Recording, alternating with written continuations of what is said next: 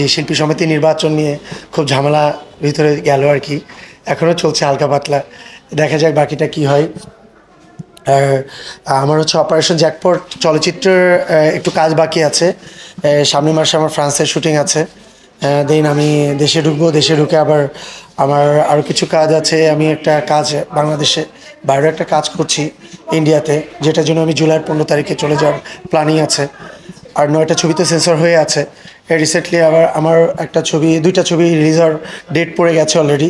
একটা হচ্ছে মনোয়ার হোসেন দীপজল সাহেবের মানুষ হলো মানুষ, আর একটা হচ্ছে আয়না। আর তো 7টা ছবি আসছে ইনশাল্লাহ।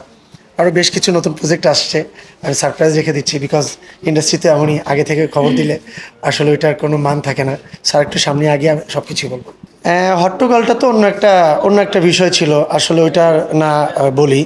আর ইন্ডাস্ট্রি তো সমষ্টিগতভাবে একটা ইন্ডাস্ট্রির ভিতরে যেখানে যে ঘটনা ঘটুক না কেন, সব কিছু মিলেই কিন্তু গালিটা শিল্পীদের উপরে এসেই পড়ে অ্যাকচুয়ালি। কারণ প্রতিনিধিত্ব, একটা ইন্ডাস্ট্রির প্রতিনিধিত্ব কিন্তু শিল্পীরাই করে। হ্যাঁ, সো আমরা যেমন শিল্পীদেরকে খুব সহজে রিচ করতে পারি, বা শিল্পীদেরকে চিনি জানি, যার জন্য আমরা শিল্পীদেরকেই ইন্ডাস্ট্রি নিয়ে একটা কথা বলতে পারি। সো আমরা যে ঘটনাগুলো ঘটেছে, নির্বাচনের পরবর্তীতে আবার কোর্টের দ্বারস্থ হতে হয়েছে, এটা নিয়ে আমরা অনেক সময় অনেক জায়গায় খুব ছোট হতে হয়েছে, আমাদের শিল্পীদের ভাবমূর্তি নষ্ট হয়েছে। সো আমি মনে করি এটা খুব লজ্জাজনক ব্যাপার। কোনো শিল্পী এরকম সিদ্ধান্তে যাওয়া উচিত না, এবং প্রতিটা জায়গায় একটু নমনীয় হওয়া উচিত সব শিল্পীদের, যেহেতু শিল্পীদের মন নরম। সো ইন্ডাস্ট্রিকে সামনে এগিয়ে নিতে গেলে সবাইকেই সাবধানে সামনে আগাতে হবে, এবং আমাদের নিজেদেরকে একটু সহনশীল হইতে হবে। হ্যাঁ, আমি মনে করছি না দাগটা আছে, দাগটা থাকলে তো আপনাকে পেতাম না আমার সামনে। যাই হোক, আমি সবাই আমার খুব ভালোবাসার মানুষ। এটা টোটালি একটা ভুল বোঝাবুঝি ছিল, কারণ আমার না, শুধু সারা বাংলাদেশের মানুষই জানে এটা।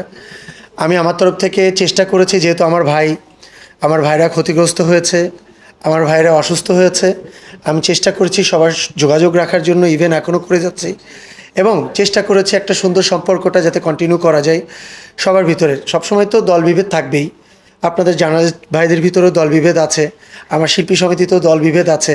সো একটা পক্ষ একজন নেবে, আরেকটা পক্ষ আরেকজন নেবে, এটাই স্বাভাবিক। সো আমি চেষ্টা করেছি যে আমার ভাইদের সাথে সুসম্পর্ক বজায় রাখার। আমার বিশ্বাস তারা সেটা এই ভুলটা তারা বুঝতে পেরেছে, এবং আমার মনে হয় যে দুজনের ভিতরে যে দূরত্বটা ছিল আমাদের, সো মোটামুটি কাভার হয়ে গেছে আর কি।